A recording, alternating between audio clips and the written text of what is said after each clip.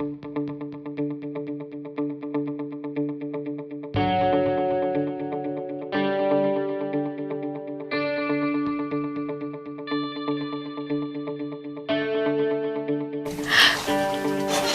you for tuning in to WDRB Media, the voice of the community, the only station giving you double the information and inspiration.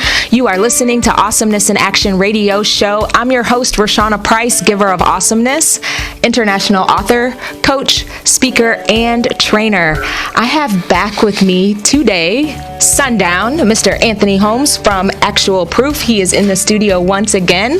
Welcome back. Thanks for being here, Anthony. Hearing you list all that stuff off, that's a lot. That's a lot. International author, that's tough. That's tough. So the funny part is when I wrote my book, Be a Giver of Awesomeness, first of all, I came off stage. Do you know this story? No. Yeah, so I went to Dallas to speak at a conference. A friend of mine, LinkedIn, was like, hey, you should apply to be on this One Woman was the name of the conference. Come to this Fearless One Woman event. And I was like, I don't even know what I would talk about.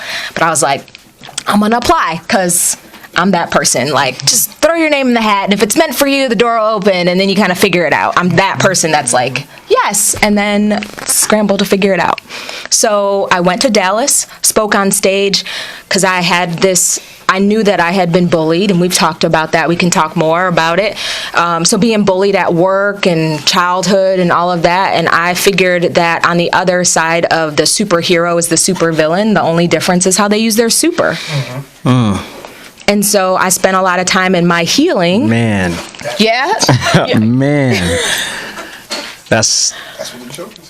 That's what it is. It is. It's the only difference. That's pretty profound. Yeah, so we can talk a little bit more about that, but that's how I ended up getting the book out there, was just through the process of speaking on stage about these superheroes that I created, these characters in my healing process, that I was like, you know what, I'm going to go. I had 20 minutes on stage, spoke for 17, and then when I came off stage, there were women asking to buy my book, and I didn't have a book. Wow. So I went home and wrote a book in 4 months, and just was like, I'll put it out there and let God do the rest.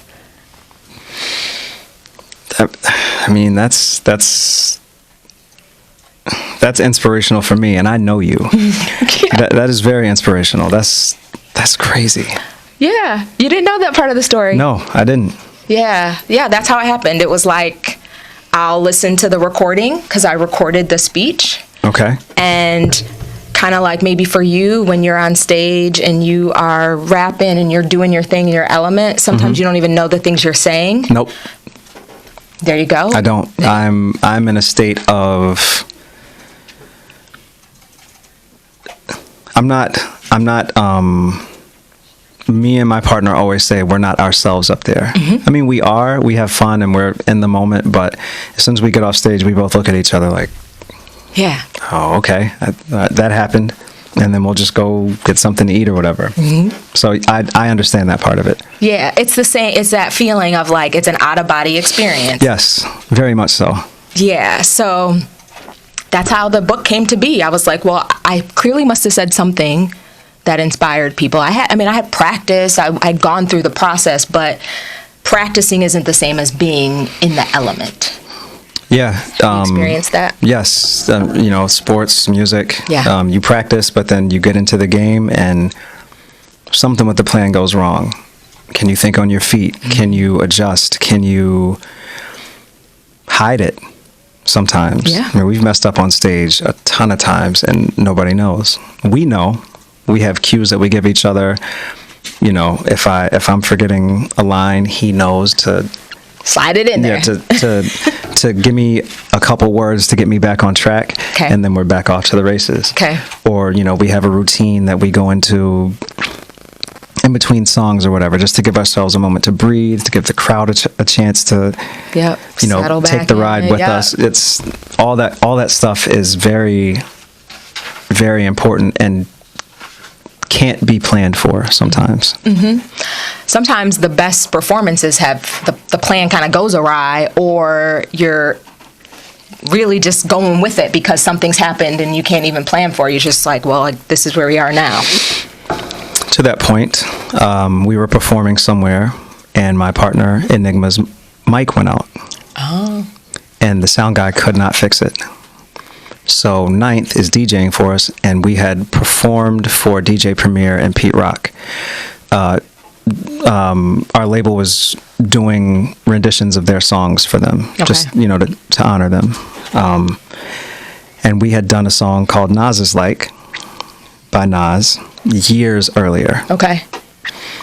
In that moment, and then this is years later, in that moment when E's mic went out, Ninth runs the beat for Nas Is Like, and I start rapping Nas Is Like that out of nowhere. Yeah. And then they fixed his mic in the middle of it, and he starts rapping with me, completely unplanned for. Yep. We were in South Africa when this happened. Just in the moment, and when we walked away, we were like, yo, that was crazy. What? Yeah. Yes. It's like the file comes out and the words just start. It's like, and okay. I don't think we would be able to recreate that moment, but Ninth being on his toes, me being on my toes, Enigma being on his toes, it all worked. It all worked. That's what I love. Like, I'm like, ooh, that's exciting, because some of the best music, some of the best artistry is made when there's this error, when there's this mistake or this opportunity that you're like, I don't even know if I'm ready for it. There's times where, somebody will be doing a take in the booth, and, they'll think, oh, I could do that better. And Ninth will be like, nope, that's it. And to the point of that South Africa performance, somebody stole my hoodie off of the stage, and I still want that back. Okay. That was years ago, and someone took that hoodie, and I'm still mad about it. So if you're listening out there in South Africa, whoever has my hoodie, I hope it's. I hope you needed it. Yeah, I really hope you needed it, because I love that hoodie. Oh man, and it was like worn in. It's kind of the one. Yeah, it's just one of those. I brought it on that trip for that reason. I wasn't bringing it to be fly. I just liked the hoodie, and then just like that, in the middle of the performance, you take it off because you're getting hot, and then we're walking off stage, and I'm looking to gather my things, and it's like, what happened to my hoodie? Gone. Oh, stole a little bit. But that's a part of the story. That is a part of the story. Whoever has that hoodie, enjoy it. Enjoy it. Please tell me you still got it. Right, like they didn't like. Yeah, don't give it away or sell it. Sell it or do. Yeah, absolutely. We were talking before about stolen moments. You were in Africa. He still wants his sweatshirt back, ladies and gentlemen. So if you or someone knows, that's a real thing. And I know I have some friends in South Africa. I did some training virtually with some people in South Africa. Blessing for COVID to be able to do now, that. I will say, if somebody needed that hoodie, right, all good. But if you just took my hoodie, come on, man. Come on. Yes, come on. I want my hoodie back. Yes, give him the hoodie back. So while you're still lamenting the hoodie, are there other stolen moments within music? And how did you get to South Africa? Like, what are the stolen moments along the way, or the behind the scene moments that people miss along the music journey? So I lived in the studio pretty much, not 24/7. I'm not going to say that, because, you'd go to eat or visit friends, family, whatever. But I was in there a lot. We were just making music. We put out an album, put out a project, and people from South Africa just gravitated to it. I'm not sure. That's one of the things that you can't predict, where your audience or where fans will come from. Europe, Africa, Asia, America, it's probably not even going to be your friends, but you just cater to whoever pays attention to you, and that's ultimately how we wound up there. They gravitated to our music. Ninth and Rhapsody were going out there anyway. And he asked on Twitter, hey, who else should I bring? And we wound up trending in South Africa because so many people were saying you should bring actual proof. And then we went.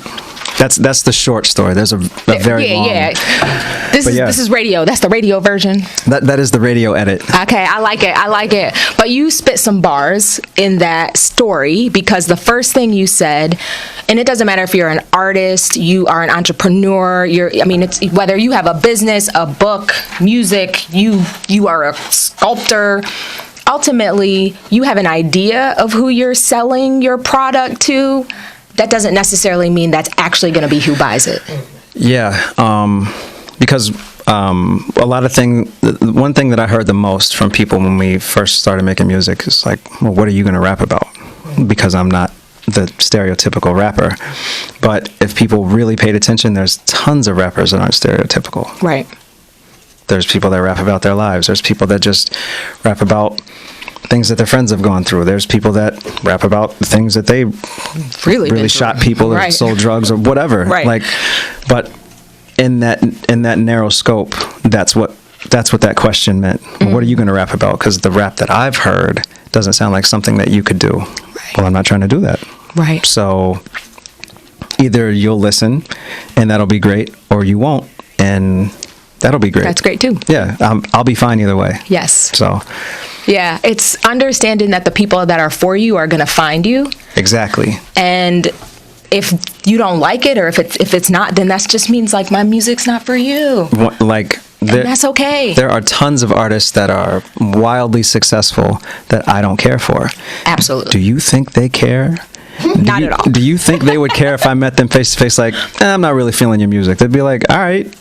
Let's eat chicken. Right. Let's go. And for anybody, at any point along the spectrum of success, if somebody's not feeling you, take constructive criticism, but if it's just not for someone, it's just not for them. Yeah.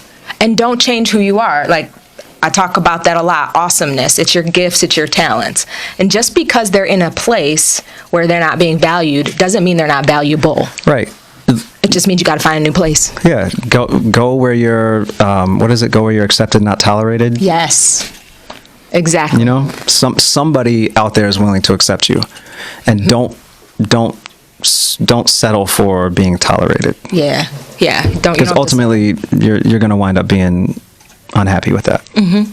Yeah, the tarnish effect is one of the things I talk about in my book. That's all about this. Sterling silver, it'll tarnish in an environment, and it tarnishes faster where there's higher humidity.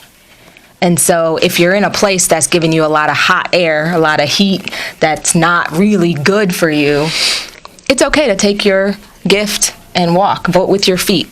Right. There's countless stories in the music industry of people feeling trapped. Artists that are successful that are not making the music they want to make. Yes. They're just kind of pigeonholed into a thing, and they figure, well, this is how I got here, so let me continue moving forward. It's a tough business, and there's a lot of psychology behind it. And some people, there's a line from Pasta Nostrum de la Soul. He says it's about if you can handle being cold or not. When people aren't checking for you, are you strong enough within yourself to brush it off? Yeah. Not everybody is, because it's one thing when all the lights are on you, and I've never even had all the lights on me, but it's another thing when you've had it and then it's gone. Yeah. Now what? So it's kind of like this feeling, and you've been on stage, and there's like all this applause and this energy, and it is like a vibration, because everything is vibrating. And then when that vibration lessens, it can feel like it's almost still, even though you vibrate on your own. Yeah. Without all that applause. Have you ever had that experience? Yeah. Having a partner that I constantly perform with and make music with, we get to bounce off each other no matter what. We've had performances that have gone amazing, and we've also had performances where there have been like thousands of people in front of us, and within 5 minutes there's 20 people in front of us. Okay. We got booked onto a show that, not saying that the people that were making music that went on before us were good or bad, but I guess our audiences weren't mixing. Okay. And so we were the headliners, and when we went on, they were expecting to hear more of that same music. And when they found out they weren't going to get it, they all left. Wow. And that could really break somebody down in the moment. But we looked at each other and we were like, "Cool, come on, let's go." We've had bad shows, we've made bad songs, we've made bad decisions. None of that is going to shake us. So in that moment, it was like, all right, whatever. And we just laughed it off, and we were performing for one another. And my girlfriend, who is now my wife, was at our merch table. I wasn't even performing for her. We were just up there goofing around, and then the show was over, and it was like, okay, let's go home. Yeah, let's go home. I mean, we got paid, so. There you go. Yeah. Yeah. And having I'm going to call it like the inner part of you that's like sweet. There's a part of you that's like, all right, we're doing this no matter what. Creates longevity. And talk about longevity in any industry. Like, what does that look like? Because you got signed in 2008. It's 2020. Those that are listening now or that are going to listen long after, there has to be a process of sustainability in order to be able to make it versus the highs and the lows. Talk about that a little bit more. If you don't love what you're doing, there may be longevity, but you're going to feel trapped by it. Ooh. You know, the artists that are making music that they would rather not make, are they really happy? Happy? Yeah, no. I don't know. Yeah. But me, I make the music I want to make. I live a comfortable life. I'm around people that I care about, and I've purposely put myself into those positions, and that's enough for me. I'm lucky enough to have a decent job, a quote-unquote real-world job, so finances aren't a concern. So I'm really just creating music for the love of it. Yeah. If something comes from that, great. If nothing comes, financially speaking, yeah. If nothing comes from it, okay. You did what you loved. Yeah. And that's enough. And yeah, that really is enough. And that should be, I'll say that's my motivation. I'm not going to say what should or shouldn't be for someone else, but that's how I've been able to last this long. Like I write every day. 75% of the stuff that I write will never be heard. I just do it because I love to do it. Yeah. Yeah. That is artistry. That's creating content. However you put the content out there, if it ever sees a light of day, that's not the point. Right. How many people design sneakers at Nike? And never. They may have an amazing design, but it just never comes out.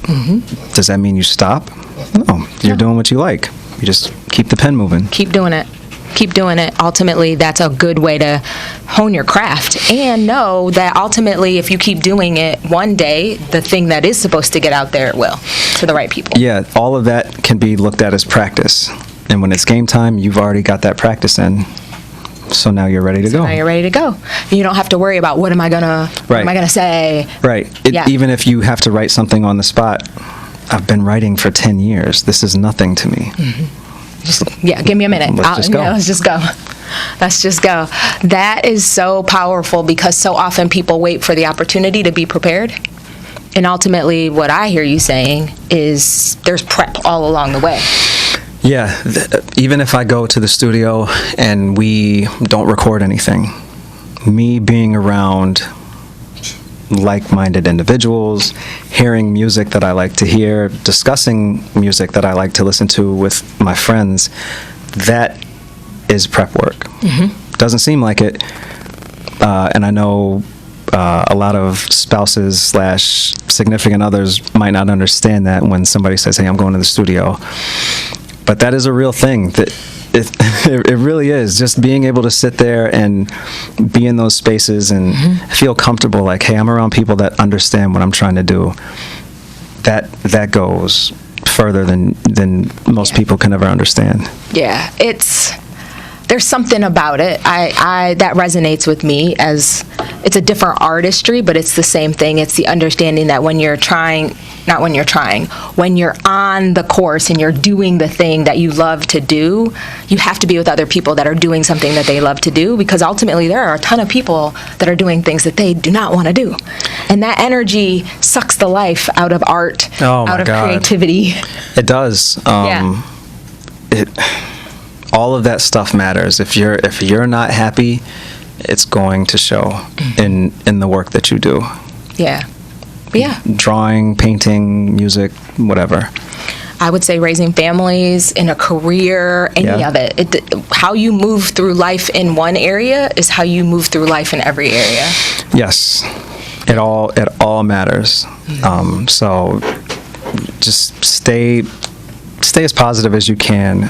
Be around the people that you feel comfortable, and again, accept you and not tolerate you, and then you'll be able to keep going. Yeah, keep moving down that path. Keep the longevity in the sustainability, so that it isn't something that you did or you tried to do. It's something that you do, and you do it well, and you do it to the level that you want to do it to.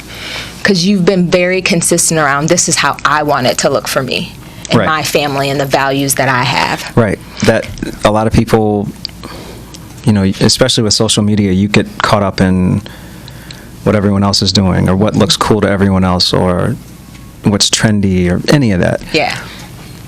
But I'm not going to buy Balenciaga sneakers because I don't like the way they look. Exactly. I don't care how popular they are or what famous person has them. If I don't like them, yeah, I don't even know the sneaker, so don't worry about it. Just imagine a sock with a sole on it. Okay, all right. So, Sundown, Mr. Anthony Holmes from Actual Proof, thank you for being here. Where can people find you? Thank you for having me. Twitter and Instagram are pretty much the only social media platforms that I'm on. Both. My name is Sundown Act Proof. I talk about things I like: sports, economics a little bit, sports. Lots of sports. Lots of sports. My Instagram is just me and my dogs, pretty much. Awesome. So that's not really that interesting to some. Oh, and cooking. My wife and I cook a lot, so. And it's so good. So we got to eat together again soon. We do. Yes, awesome. So again, you can come back any time. Don't say that, because I really will come back any time. All right, we're gonna have it. Maybe you could be a co-host. Oh, okay. So we gotta wrap up for today, but more to come. Yes. You've been listening to Awesomeness in Action radio show. Come back next Saturday, 3 p.m. And for those of you that are looking for sponsorship, advertising, email me at radio@giverofawesomeness.com. Until next time, continue to be blessed, and remember, awesomeness is in you.